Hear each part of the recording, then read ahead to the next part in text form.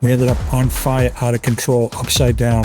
With two enemy jets coming and finish us off. All of a sudden, the plane jounced and we heard a loud explosion. And then it sounded like somebody took a handful of BBs and threw them against the side of your car. So I did a one-arm handstand.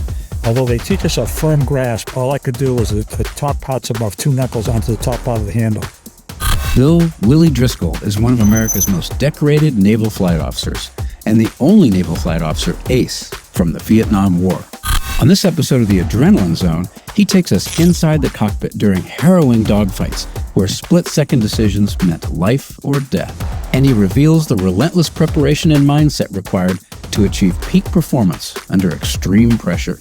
And bam, it fired. I ejected both of us. If I were to compare the most intense training mission to the most intense combat mission, I would say it's a difference between a lightning bug and a lightning bolt. The enemy pilot was an excellent tactician. He knew exactly how to fly his airplane. He had us on the ropes. We had about 18 minutes of either hot vectors or engage time with real enemy airplanes. Of the 18 minutes, we probably spent between us 700 hours per minute getting ready. And if you say to me, so did you feel you were prepared? Based on what we went through, I said, oh no, I would have spent more time getting ready because I had no idea it was going to be that intense. This is the Adrenaline Zone, brought to you by Culligan. With Culligan's drinking water systems, you can get the ultra-filtered water you need to fuel your high-performance lifestyle right on tap. Learn more at Culligan.com.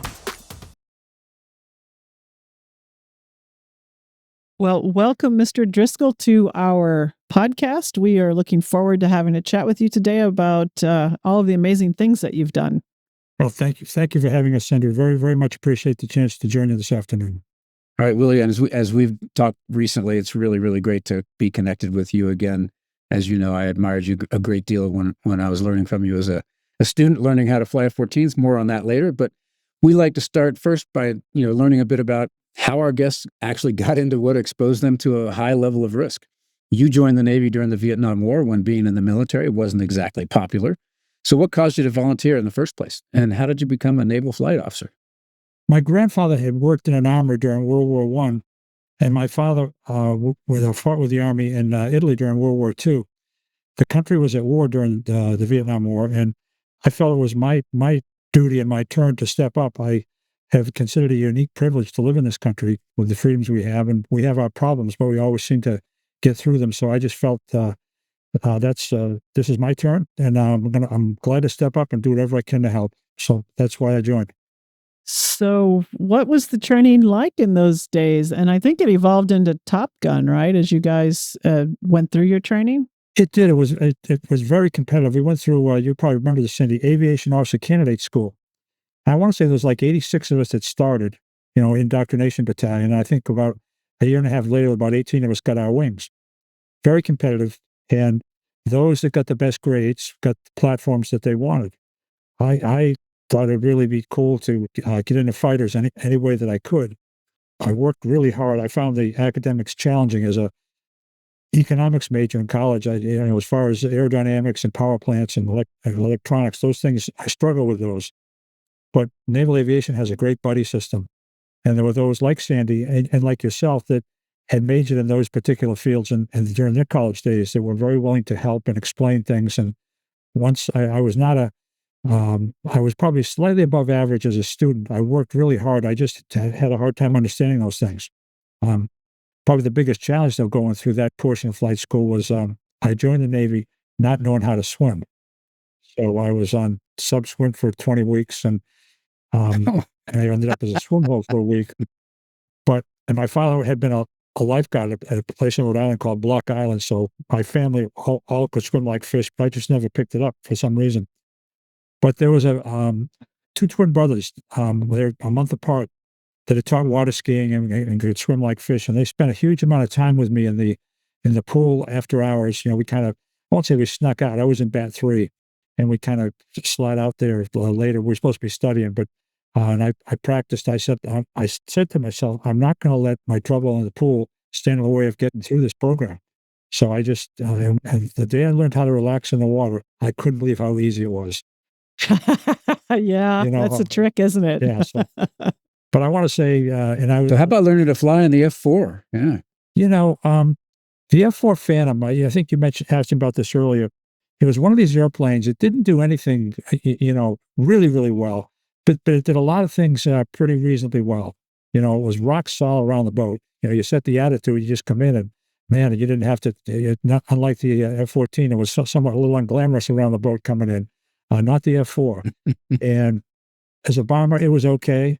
As a fighter, it had a great roll rate. I want to say it was like 420 degrees per second. But Wow. once the nose got buried, boy, it was tough to get it back up. But it had those J-79s. You can appreciate this, Sandy. When we had a fire warning light or an overtemp light in the F-4, we'd bring the power back and then tweak it back up to see at what power setting the light came on. You wouldn't do that in the F-14. But that's how rock robust. solid those J-79 engines were. So, and I can tell you that for me, we got hit by a service day missile. I'm not sure, Sandra, if Sandy mentioned this. We ended up at the end of our last mission, after shooting down 3 enemy airplanes, we ended up on fire, out of control, upside down, with 2 enemy jets coming and finish us off. And we had fire in the cockpit, smoke, couldn't see the gauges. And somehow the plane stayed together. We were able to roll it. The pilot was able to roll the plane to the coast, then we flipped in an inverted spin. So about 8 or 9 years ago, I was at the Air Force Academy giving a speech at their Character and Leadership Symposium. And this elderly gentleman had come into the area where the speakers hang out earlier, and I got to talking to him a little bit. I said, "Sir, tell me what's your line of work?" He said, "I'm retired now, but my grandson is a student here." I said, "Oh, really? Nice. Nice." I said, "Well, when you were working, what'd you do?" He said, "Well, I was in aerospace. I involved in an aerospace company." I said, "Oh, really? What was the name of it?" He said, "It was McDonnell Douglas. I'm John McDonnell." Oh, you met John McDonnell. Yeah. I worked there for 5 years. Great actually. guy. It was my first job. So I asked him if he'd be willing to come to this speech that I was giving to about 2,000 cadets in this large auditorium. He said he'd be pleased to come. So he came with his wife. Just before I was ready to get started, he came down. He was an elderly gentleman, but very nicely dressed. He came down and he sat right in the front row. So to the portion of the speech where I talked about us getting hit and on fire and out of control, I said, I'm a lucky guy because the gentleman whose airplane we were flying is here today. And the fuel cells, after we got hit, they self-sealed, as did the hydraulic systems. Wow. How that airplane did not come apart, I don't know, but it didn't. And I'd like to have Mr. John McDonnell, or McDonnell Douglas, please stand up. He stood up, everybody clapped, and he started crying. Oh. And I said to myself, I got to keep this thing going as best I can. But he was a great guy. And I said, "Sir, on behalf of all the naval aviators that ever flew the F-4 Phantom, thank you again for taking the time and making sure the engineers self-sealed those fuel cells and those hydraulic lines. Because had they not done that in the way they did, I wouldn't be here today." Well, along those same lines, I'd like to get into another story that I heard that you and your pilot, Randy Cunningham, shot down 5 North Vietnamese MiGs on 3 separate missions. And so it seems like this very solid plane kind of got you through those experiences as well. Can you kind of walk us through that and what it felt like? And Sure. sounds really kind of scary, actually. Well, when you're young, you don't get as scared when you're young as you do when you get older. Our first mission into North Vietnam, when we went right into the heartland where there were possible enemy airplanes, there was a huge number of surface-to-air missiles, maybe 18 to 20, fired at our strike group. There were about 25 airplanes. And I was amazed when we were up in the sky when the missile would be coming down at us from above, and we had to pull the heart up and roll over the top of it, and it would correct and start coming back at us. So we had to, be on our P's and Q's and make sure we did everything correctly because we hadn't answered. But we got through it. It seemed in terminal stages of that, and so you can appreciate this, we didn't want to get below 400 knots. We usually went into enemy territory about Mach 1.1 at about 25,000. We ended up on the first MiG kill at 250 knots at 7,500 feet, right in the heart of anti-aircraft or AAA country. So we did a tight graveyard spiral right down to the deck. And as we were coming out of this and accelerating, two bandits, we call them blue bandits, MiG-21s, had just taken off. They were in tight welded wing. And I wish I could tell you it was a big dramatic turning dogfight, but it wasn't. The bandits were right in front of us, and we pulled hard on, picked out the nearest tailpipe, fired a heat seeker missile. It went up his tailpipe, huge explosion. He tumbled across the ground, and that was our first MiG kill. So happened fast. It was unexpected. It was quite an event. And then you had to get out of there because you're down low and slow. We did, and we got separated from the flight, Sandy. So we were, we were low. We were, we chased before we actually caught up to the bandit. We probably were, if you can imagine this, at about approaching 600 knots, somewhere about 100 feet, Karst Ridge, and it was a low altitude, high speed tail chase. And I kind of left this out. The first missile we fired, one of the lead bandit made a hard brake turn, and actually probably, I'm not sure if it was the lead of the trail, but the bandit who was in the lead position continued ahead. The bandit who made the hard brake turn reversed right back in front of us to try to get back into position. That kind of sweetened up the shot. But it was low to the ground. I remember we were so low, Sandy, it seemed like if Randy rolled the airplane 90 degrees, the wing would scrape the ground. That's how low we were. So, but it was a pretty interesting event. We were by ourselves now, and the strike group had departed out through Laos. And they're maybe 15 or 18 miles away from us. So Cunningham said to me, "Give me a heading out of here, Willie." And I said to myself in a nanosecond, "We don't want to go other than what was briefed, because we're going to go through other enemy airfields and we're liable to get really shot at badly again." So I gave him a heading, and I tried to take a wide arc around where we knew the suspected SAM sites were, to go back in the direction that we briefed and where the main strike group was. And so that's how we got out of there. And we got looked at. We had multiple strobes on the way out. We were tight on gas. We looked like we were going to have to go into Da Nang, but they didn't shoot. My understanding is they pretty much had fired the SAMs that they had available at that point. So we were lucky they didn't shoot at us as we left. Wow, that's a story.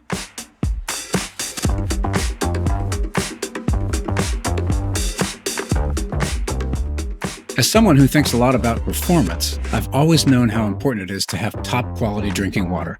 But I never thought about the impact that bad water could have on my home, until I got a water softener and saw the huge difference it can make. My dishes don't come out of the dishwasher with spots on them. My showers and sinks are cleaner, and I can even use less soap and detergent. If you want to see how much a water softener can help you too, get started by scheduling your free water test at culligan.com.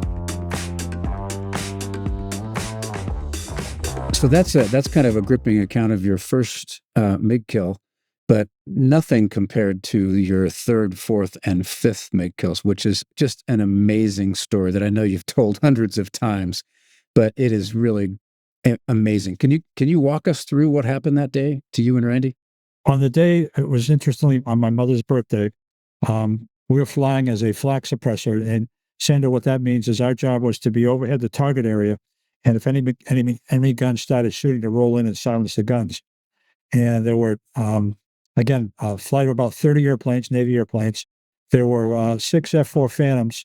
One of them had gotten hit and had ejected. Another one had also gotten hit and had a fire warning light, had a shutdown engine. So there ended up being 4 Navy against about 28 to 30 enemy jets. It was a huge dogfight.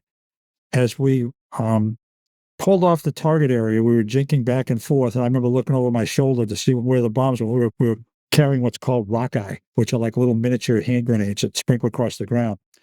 And I saw a couple of black specks right on the horizon. I thought they were Air Force airplanes. Looking back across the ground, scanning again as we're jinking back and forth. And I looked out, and the 2 black specks were enemy airplanes rapidly closing into our left side. So I called him out to Cunningham. I called him Wild Man. So whenever he heard the name Wild Man, he knew it was the Rio talking to him. His call sign was Duke, but when he heard Wild Man, he knew that was me. I said, "Wild Man, we got 2 bandits kind of left side, break left." And he started rolling, he started to break, and he said, "No joy, keep talking," which means I don't see him. Tell me what to do next. And then I said, "They're approaching guns, break left." And then he said, "Got him." Made the hard break. They flew right out in front of us. The 2 of them did. Reversed back hard to the right, picked out the nearest tailpipe, fired a heat seeker. Bam, MiG kill. From that, we looked over, and the sky looked like a mini Battle of Britain. There were just enemy airplanes everywhere. Guys screaming on the radios, missiles in the air. It was a wild operation. Back then, Sandy, one of the tactics, because we had superior thrust to weight, was the term we used was drag the fight uphill. So we pulled our airplane up into the extreme vertical, and that's when we saw all these airplanes down on the left side. we saw a Navy F-4 and 2 enemy MiGs back about a half mile, and a third enemy looked like he was coming up to join on his wing. So we're well above this, and when we see this enemy in trouble, this friend in trouble, we say, F-4 and a left turn, brake left. We're obliquely coming hard down into this. This airplane sees the 2 back at a half mile, does not see the third one. So the second call by us is F4 and a left turn, brake left. Now we're coming through the bottom of this thing, and then we know in a few moments we're going to have an enemy and a friend in our gun sight, and the missile's not going to be able to tell the difference. But we're mainly concerned because this friend is going to get shot down. This enemy just come out to make a sweet shot. So the third call by us is, God damn it, F4, brake left, you're going to die. And the air crew in this airplane said, somebody must know something we don't know. They made the hard brake. The bandit did not track him through it. We're coming in from his cold side. As we came down, and my arm here, Sandy, is like the extended 6 line. We pulled hard to the extended 6 line. Had he made a belly check, he'd have seen us, but he didn't see us. And we fired a missile almost at his dead 6.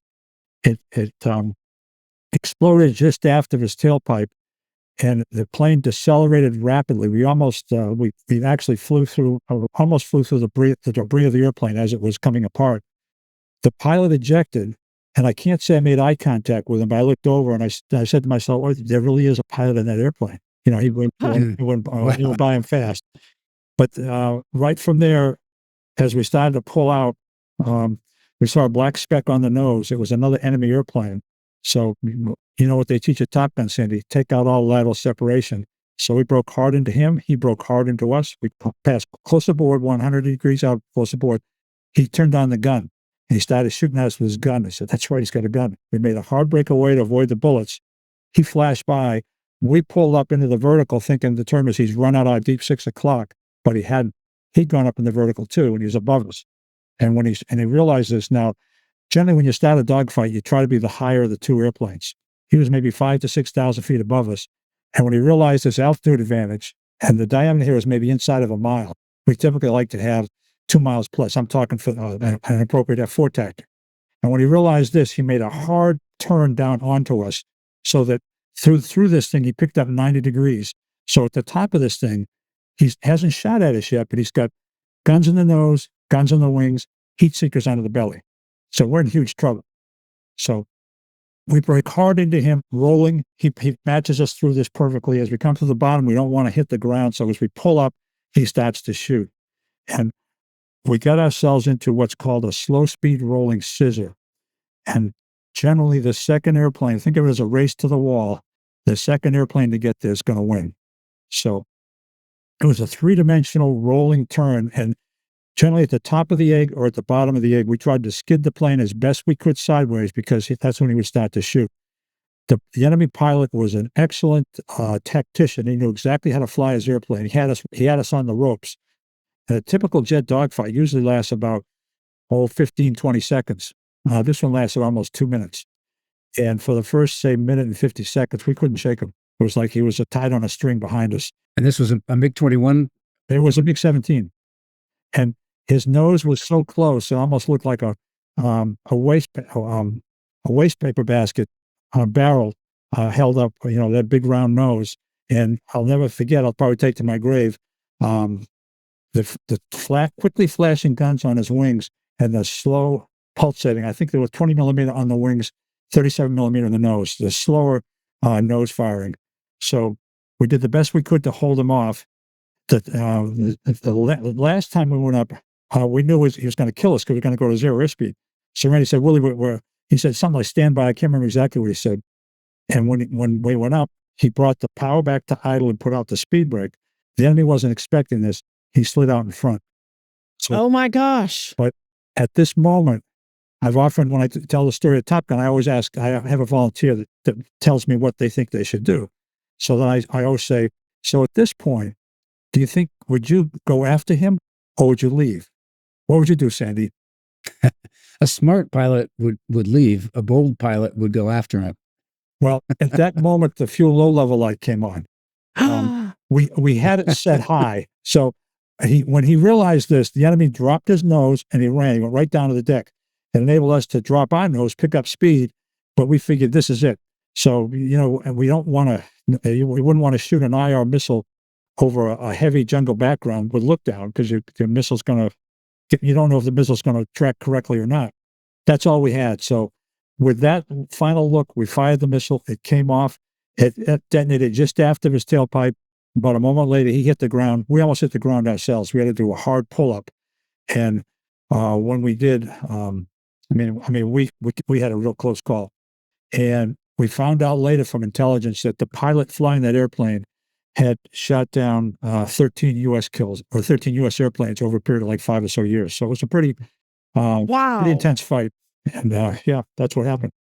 So you got the equivalent of the Vietnamese Red Baron, I guess, right? Whoever he was, all I know is the guy was damn good. So I have to ask you, I mean, this sounds, like you said, it happened in 2 minutes. Things are happening really fast. It's really dynamic. I'm picturing this whole thing in my mind, but how did you and Randy communicate during a situation like this to keep track of what was going on and to stay coordinated? I mean, in the shuttle, it's a little bit more benign, even though we're going faster. It's not as crazy dynamic. How do you do that? Our main concern, we were very predictable during this rolling scissor. And our main concern, we realize there's just 5 U.S. airplanes and there's almost 30 enemy. So our concern was, as we were working predictably on this particular problem, and there were several that passed through our 6 o'clock. And so I kept a real close eye on them and as best I could. And the thinking was if there were other times that he wanted to go right and I'd be screaming for a belly check. And more often than not, when we did the belly check, we rolled to see what, we want to go this way, but we'd make the belly check this way just to see, we'd make sure we're okay. I would say of the 4 times I screamed at him to do that, 3 of the times we had bandits back in the shooting position on us. We went from the belly check into the last ditch, which means aerodynamically, whatever I have to do to the airplane, I'm going to do it to prevent us from getting shot down. So you were kind of voice activating him where to go and what to do, as opposed to... He was handling, we always looked at the way he and I worked. He was the offense, I was the defense. So he was, but we both cross-checked each other. I mean, I didn't spend much time looking from the 3 9 o'clock positions forward.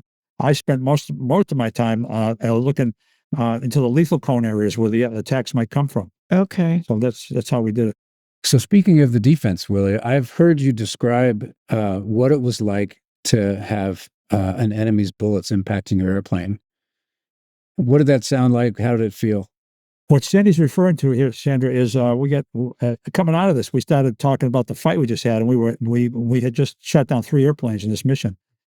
I wasn't thinking so much about being aces. I was just thinking, God, what a fight that was! Holy shit! Did you see the guy? And we were paying no attention to the radar or to the radios or to the electronic equipment.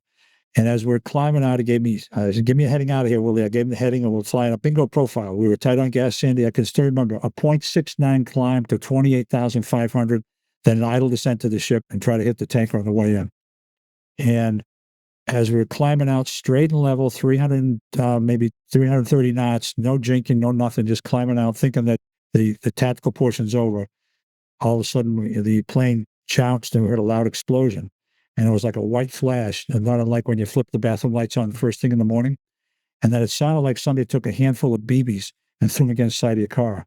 The plane jounced. We looked over and saw the white exhaust smoke and the orange explosion. So we call it SAM, surface-to-air missile. The plane still continued to fly, but this brought us back to reality. That's right. I got to, look at the electronic equipment here, look at the radar. What am I seeing? And, what are the controllers telling us? So the plane continued to fly normally for about the next 2 minutes, and then it started to fly sideways on its own. I looked over my left shoulder just to make sure we were clear on the left side, and there were 2 bandits who were rapidly climbing to our position. But when I looked over, I noticed, we call this the turtleback area, after where the back seater sits is where the fuel tanks are, the fuel cells. And they were on fire, the airplane was. So I said, hey, wow, man, we got fire on the left side and 2 bandits coming up. And he said, Roger, I'm losing main hydraulic and utility hydraulic. So the plane is now starting to fly on its own sideways. We had read an article by a guy named, I'll think of his name here in just a minute, but it was in Approach magazine, and this gentleman had been hit by a surface-to-air missile. And so what he decided to do was not use any stick input, but just use the rudders to control the nose to try to preserve hydraulic fluid. So Duke Hernandez, that was the gentleman's name. So he wrote an article in Approach magazine. Sandy, this is the Naval Aviation Safety magazine. He wrote this article. We had read it. We talked about it. He said, "What do you think?" I said, "Well, man, if we get hit, man, we gotta preserve our control as best we can." I said, "Well, we didn't spend a lot of time, but we had talked about it, and it was not something that was new to us." So Cunningham masterfully rolled the airplane without stalling it, because when the plane came up, whichever way the nose wanted to go, he put in rudder that way. And then it came to the bottom of this, he put in a little backstick to get it up above the horizon, the nose above the horizon, and leave it alone. So we did maybe 2 or 3 of these, think of them, Sandy, as sloppy barrel rolls. That's about what they were. But right at the coast, the plane went into heavy wing rock and then flipped violently on its back. And at that point, I knew it was time for us to get out. He didn't have to tell me about this. I knew we were going to get out. I just was wondering whether we were going to make it to the coast. Now, I'm 6'2", 185, and I've always been in halfway decent shape. But I'm squished against the top of the canopy, and I can't get to the handle. So you have an ejection handle, Sandy, that sits between our legs, and they teach us, one arm on the handle, arms and legs in. I can still hear the instructor's words: feet flat on the deck, eyes 15 degrees above the horizon.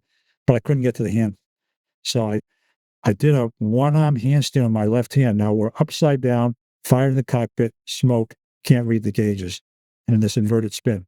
So I did a one-arm handstand. Although they teach us a firm grasp, all I could do was the top parts above 2 knuckles onto the top part of the handle. I said to myself, in a nanosecond, if I try to sweeten this grip, I might not get back down here again. So I said, I'm going with what I got. So with the 2 top tips of my fingers on the top of the handle, I yanked it, and bam, it fired. I ejected both of us. I think I came out to the right side 15 degrees. He came out to the left side 15 degrees. But you were facing down when you ejected. Correct. So how much altitude did you have? I want to say we ejected, we got hit at maybe 22 or 23,000 feet. And we ejected about 12 to 13,000 feet. Uh-huh. So, okay, that's still sporty. It's funny. Maybe you've had this experience. You've ejected, right, Sandy? Oh, yeah. I had that fun. When you're coming down, I didn't have a sense that I was falling. I think they tell us we fall at 110 feet per second. But I just had a sensation that I was just suspended in the air. We were coming down right at the mouth of the enemy's harbor. The coast of North Vietnam was actually beautiful, pristine, snow white beaches, lush green jungle come right up to the edge of the beach. For the first mile of the water was emerald green water, and blue water, and we're coming down right in the mouth of the enemy's harbor. So the enemy sent out. I could see them coming down. They were in a rapid 45-degree path toward our expected water impact point. The term we used for the enemy's harbor was point 66, and the term we used for the enemy PT boats was skunks. I was Showtime 100 Bravo, so I broadcast. I came up, I think it was 243.0. Sandy was the guard frequency. They said switch to 2828, and I said Showtime 100 Bravo at point 66. 2 skunks vectoring my position. Roger, come up. Beeper. So I switched to 2828 and the beeper came down. Again, realized for someone like me to say that water entry was routine, please recognize, my lack of swimming skill. But your previous story about swimming. That's actually scary.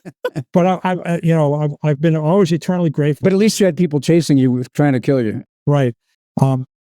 They had us well trained. We went through the D West and this kind of thing, and so I don't think anything that I experienced in a water survival situation we'd not already experienced in training. So, the drill saying you got to get the gloves off, get the mask to one side, hit the water, be positioned with your hands where the coke fittings are. So, and then flip on your back and then try to click out of the coke fittings and then gently dog paddle yourself away from the chute, and then get yourself over to your raft. And it's interesting because, and Sandra, you might have had this sensation. Coming down the ocean looks like a mill pond. When you hit the water, the waves are big. Oh, yeah. And I lost sight of the PT boats. And I just said at that point, my job now is to get in the raft. And once I get in and got my wits about me, I said, well, I got to get the flare out now, the survival flare, and hit the smoke section so they'll know where downwind is to make the approach. We carried a 38 survival revolver. I've never been very good with guns, but I said, I'm going to have my revolver ready. So, because the fight, in my way of thinking, the fight's not over. It's just entering another dimension. So I'm not gonna sit here and get captured. I'm gonna continue the fight here. We'll see what happens. So that's what I did. I was in the RAF for maybe 20 minutes. A couple of helicopters came over the horizon. Cunningham was about a mile away from me. We could wave to each other on the way down and give the naval aviation signal that we were okay. And you can imagine what that is. There was one of those deals like that. So you get in the helicopter and you go back to the carrier, right? Right. Well, we get into the helicopter and how did it feel to step outside that helicopter after everything you'd been through? I cut my face in the ejection. It was just a flesh wound, but I was covered with blood all in front of me and my torso harness and all this. And when we got rescued, I wanted to go up to the front cockpit and thank the helicopter pilots for coming to get us. There was a real muscular guy on a Gatling gun, and the door was open. They had engaged the PT boats in a firefight. And I at the time, I probably didn't realize it until later. They were more than likely they were Navy SEALs. So when I was started to get up to, after I was so happy, I was so elated to get rescued. And the guy said to me, "Sir, I wouldn't stand if I were you." And I said, I saw his door open. He was on a Gatling gun, and the door on the other side was open. And I said, the last thing I want to do is have him go to a bank and me slide out the door. So, that'd be bad. Yeah, so I just kind of crawled to the back of the after everything. plane. Still had the helmet on and all this. And oh my gosh! And they took us not back to the carrier center. They took us to a hospital ship called the USS Okinawa. Now, I just had a flesh wound, but I was covered with blood in the front. So there was a corpsman on the helicopter, and he said, "Sir, I'm going to put you in the stretcher." And I said, "Oh no, I can't get in the stretcher." They said, "Sir, if you look at yourself, you can't." And so I pleaded with him and said, "Look, how about you can walk next to me, and if I can't get across the flight deck, then I'll get in the stretcher. But can we at least give it a try?" He said, "Okay, sir, but this is not a good idea." Now, realize in that environment, you got the shakes going real bad. You're trying not to throw up. You usually don't, but you have that tremendous, that's how your stomach feels. You're trying not to mess your pants. You usually don't, but that's how everything else feels. And Sandy, you probably have had the sensation, after a tough night landing, you ever get ready to open the canopy, you take a wait for just a couple of seconds to let your legs kind of get regrouped after coming in on a tough night landing? I don't know if you ever had that sensation, but in this environment, your body shakes varying degrees of intensity. And we had the shakes going big time.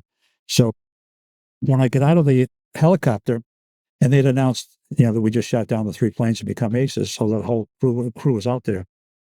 And it wasn't very far. We had to walk to the flight deck control, and it's a steel flight deck. And I said to myself, "Man, my legs are so tired and so sore."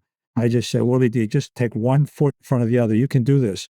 But it seemed like I'd say the 15-yard walk seemed a mile. And what should have taken maybe 30 seconds, it really did, but it seemed like it took an hour.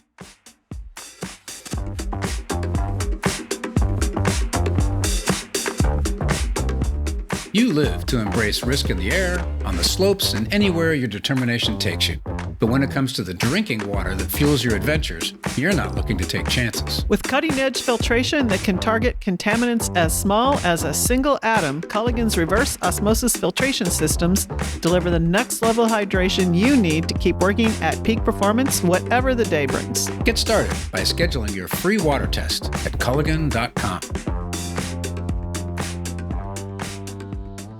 I have to ask you, if you don't mind, Sure.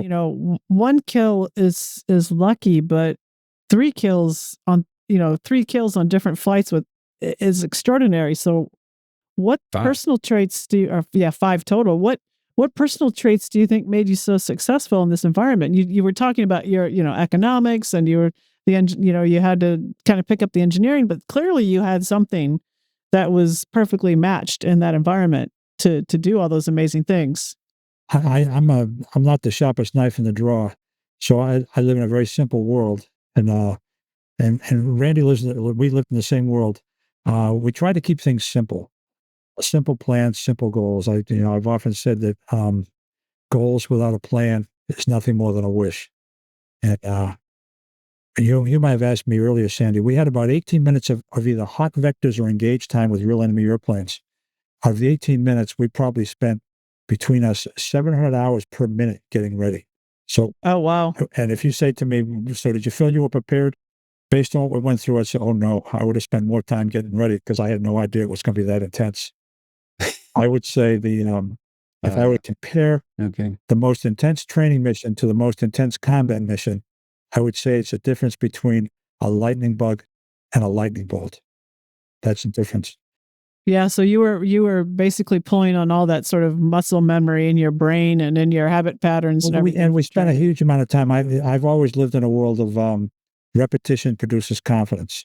So we practiced, and Cunningham was one of these guys, Sandy, where if something came up on the flight, he'd gladly skip lunch. He was in the books looking things up. He was absolutely 24/7, one-dimensional, focused on what he needed to do to get ready to meet the bandits. And he was the right guy for the moment because it tested us in a supreme way. Wow, that's impressive, actually. That's an amazing story, the whole thing. I've never considered myself anything special or any particularly talented aviator. I've always figured that any number of our contemporaries would have done just as well, maybe even better, if given the same opportunities. We were very lucky to be in the right place at the right time, and the Navy had us well trained. So I'm gonna call you on the luck piece, but let's talk about that preparation thing, and that means talking a little bit about Top Gun. When you were a student learning the F4, there was this nascent thing called Top Gun that was part of the F4 training squadron that eventually evolved into its own squadron, and you were an instructor there for a while. Can you tell us about what that was like, what the culture was like, what the philosophy was like, and how you went about and how Top Gun started, for that matter, dramatically changing how Navy fighter pilots performed in the Vietnam War? So probably the best way to answer that question is to look at what Top Gun was like before it came into existence. Now, we call this the exchange ratio of how many airplanes the U.S. shoots down compared to how many we lost. And the Navy had an exchange ratio in all previous wars of 18-1, meaning we would knock down 18 enemy airplanes for every one we lost. For the first portion of the Vietnam War, the first 5 years, the exchange ratio was 2-1. Oh. Yeah. And we had fired 68 air-to-air missiles in a row and didn't hit anybody. So senior Navy said to a gentleman by the name of Captain Frank Ault, Captain Ault, what's going on? So he conducted a huge investigation. It took him about a year to do this. And he got all the statistics of, the times we fired missiles and why we didn't hit anybody and all this. And he concluded, he said, the aircrew do not know how to fly today's airplanes in the enclosed dogfight. The thinking is that the technology of the time, we had the beyond visual range missiles now, the early versions of the Sparrows, we call them AIM-7 Echoes and AIM-7 Echo 2s. And the thinking was, because of the technology, we're not going to be in close anymore. So therefore, we're training for these beyond visual range fights. So therefore, the skill set of what's involved to win the enclosed dogfight became passé, a thing of the past. So Captain Ault said, they don't know how to fly tactically the correct way. So he wrote a scathing report. Senior Navy leadership came to him and said, Captain Ault, you can't go out on the street with this. You're putting us all on report. Captain Ault said, well, sir, this is what's happened. So he didn't change the report. He was on the admiral's list. 6 months later, he was out of the Navy. Got passed over and he retired. But his report got published. And one of the key findings of the report was the Navy needs to establish postgraduate school in air-to-air fighter tactics, and they need to bring in the best dogfighters they can find. And these folks that come in, this aircrew that gets selected to become to this place called Top Gun, they are going to teach for the fleet's training officers how to be the best of the best. So that's how it got started. And the exchange ratio right after Top Gun got started went from 2-1 up to, out to 13-1. So it was a dramatic improvement. We were able to point immediately to the success. When I was there, Sandy, there were 13 of us on staff. All were combat veterans. About a third of them were MiG killers. It was fast and furious. It was putting the syllabus together. I myself gave 7 different lectures. Gave what was it? ACM intercepts, briefing and debriefing, teaching and learning a lecture on how to give lectures. The briefing and debriefing at the time, everyone thought that we should, in the summary, we should say goods and bads. I said to the staff, I said, most fighter pilots I know, the word "bads" is not going to resonate. We couldn't agree on it. We had some pretty colorful staff exes. But the guy who was giving the lecture, his wife was having a baby one day. I was assistant training officer. He was a training officer. So he asked me if I could cover him for the lecture. And I said, sure, I can do that. So when I did it, I can't say I introduced it initially, but I said it in the end. When we summarize what happened, we're going to put on 2 words on the board: goods and others. And that's what I put out in the lecture. Nobody said it was a great idea or a bad idea in the critiques. It just, and so then the guy's name was Winston Copeland. He was a MiG killer. So he said, well, why don't you continue to take this lecture? So I continued it for the next year, and we just kind of fell into it for no other reason than it just one of those things that happened. But I think your point, though, is valid, in that one of the reasons why our Navy, Marine Corps, and Air Force fighter pilots are so good is because we do have these very rigorous debriefs. And in which you set your ego aside, and it's a learning experience, where there are other air forces in the world who don't do that. There's many ingredients that go into the way Top Gun operates. I think you described it perfectly in your book, but it's a ultra motivated group of individuals that have a burning desire to be the best they can be, and they're willing to pay about any price within reason to get to that standard and maintain the standard. Now, one of the things that's always driven me, whether it's with in my flying, my commercial real estate career, my professional speaking career, that little word "satisfied." The world I live in is the day you stop wanting to get better is the day you stop being good. So on those lines, speaking of your speaking career, you've spoken extensively in front of hundreds of audiences about and have written a book entitled "Peak Performance Under Pressure." So what drove you to write that book, and what do you think the big takeaway is there? I noticed I was in the corporate world for 26 years with a large commercial real estate company called CBRE. I represented Morgan Stanley around the country. And I noticed that Top Gun and fighter pilots, we don't have an exclusive ownership of tension, anxiety, stress, and fear. Everyday life is tough for lots of people. So I concluded over time, I said, I could probably take the lessons that we learned at Top Gun, I learned as an ace. When I first put some of my speeches together, I interviewed 26 other aces to find out how they became aces. I was always fascinated by the fact that less than 2% of those that ever flew airplanes in real air combat accounted for greater than 40% of the enemy shot down. So how come such a small percentage accounted for such a large percentage of the shootdowns? So I interviewed 26 of them, and they accounted for 212 kills to find out what their keys were. I was struck by the similarities between their approach and the approach that Cunningham and I took. Some differences, but some real surprising similarities. So my view has always been, and I'm sure you both agree with this because you're both high performers in your own fields, the best teams get the best performance. So therefore, what does a good teammate look like? And Sandy, you know how anal we are with how we pick our instructors for Top Gun, or how the Blue Angels pick their replacements. So when I do my speeches, I do a lot of audience participation. So rather than me telling them what a good teammate looks like or how we pick our teammates for Top Gun, I ask the audience to tell me what a good teammate looks like to them. We have a lively discussion. Nobody's made to feel uncomfortable. And then I say that, we get 45 to 50 candidates for 2 or 3 spots at Top Gun each year, as does the Blue Angels. And I say that, for example, that there are 3 key questions. Number 1, can I trust you with my life? Number 2, can I count on you to do the right thing at the right time for the right reasons, no matter what? Number 3, are you willing to live by and be judged by a higher set of standards than everyone else? And I ask the audience, I say, of these 3 things, what do you think is most important? The answer I'm looking for is trust. And I tell them that the way we build trust at Top Gun is we hold ourselves mercilessly accountable. That's how we build trust. The next thing I tell the audience is I have a picture of an aircraft carrier, and I say there's 5,000 sailors on board this ship. They're working for well below minimum wage, 12 to 14 to 16 hours a day, 7 days a week when we're operating. Not all of them, but many of them will run through walls for the captains of these ships. How do they do it? So I ask the audience, tell me, what does a good leader look like to you? And again, we have a lively discussion. Usually what I do is I hand a yellow legal pad to the senior person there and ask them to take notes. So they take notes. And then what I'm going to tell them is, this is what the sailors are asking these captains. Number one, sir, do you know me? Because if you know me, I'm going to know you. Sir, do you care about me? Because if you care about me, I might care about you. And number three, sir, are you want to help me get better?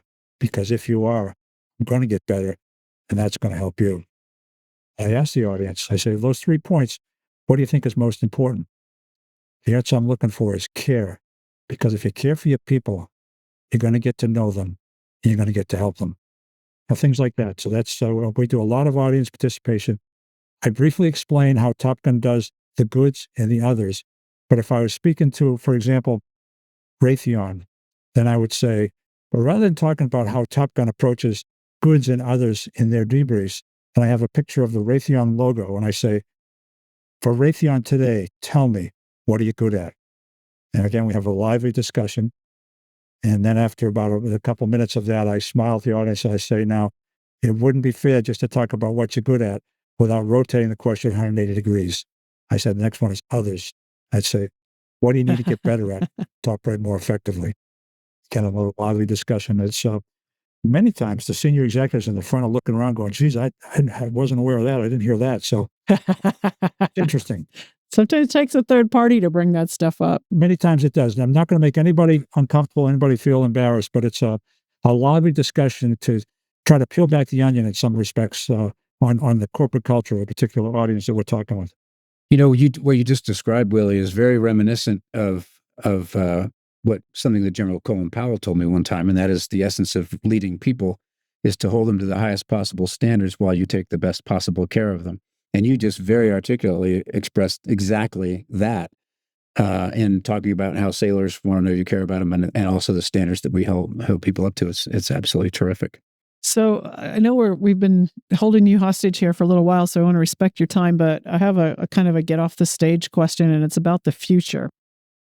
Because the Air Force just announced the winner of its new fighter competition, and the Navy is also supposed to do so any day now. And we haven't had an ace in a long time. So how do you feel about the future of aviation?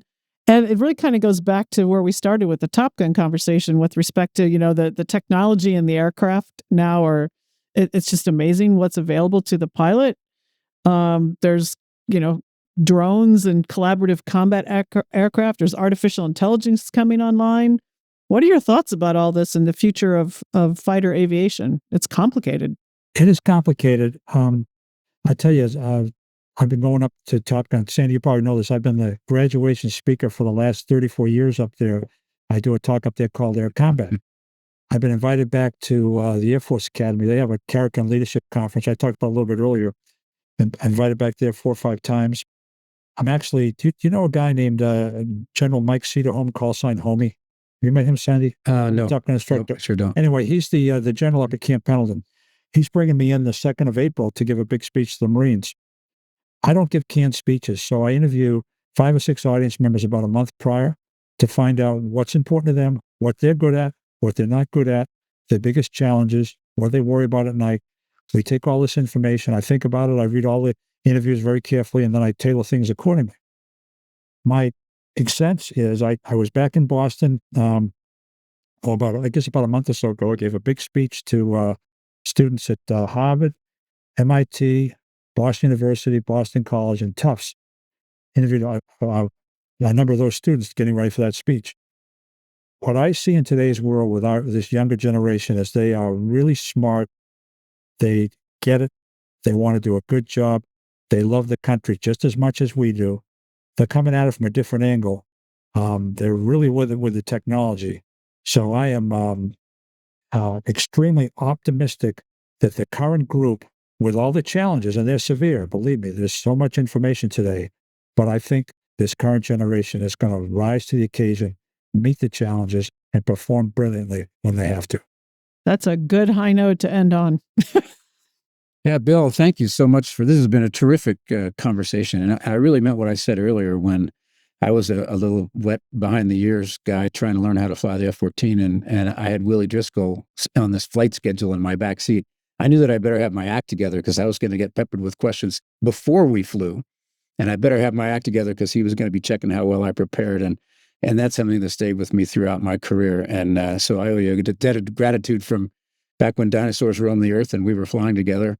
But terrific having you on, and thank you so much for being with us today. And we wish you the very best in the future.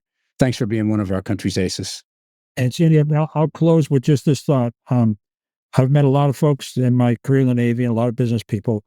I will say this very sincerely. I'm very glad that you're serving in the capacity you are today, because you were a blue chip guy as a lieutenant. You stood out. You were really smart. You were very determined. You were extremely polite. And you were just leaning into it right when I first met you. And I'm not the least bit surprised that you ended up as a 4-star admiral in the most senior leadership positions in naval aviation. I'm so grateful that the country has someone like you, and you've performed brilliantly throughout your life. And from folks like myself, thank you again, my friend. Much appreciated. You're too kind, and you had something to do with it, though, so thank you very much.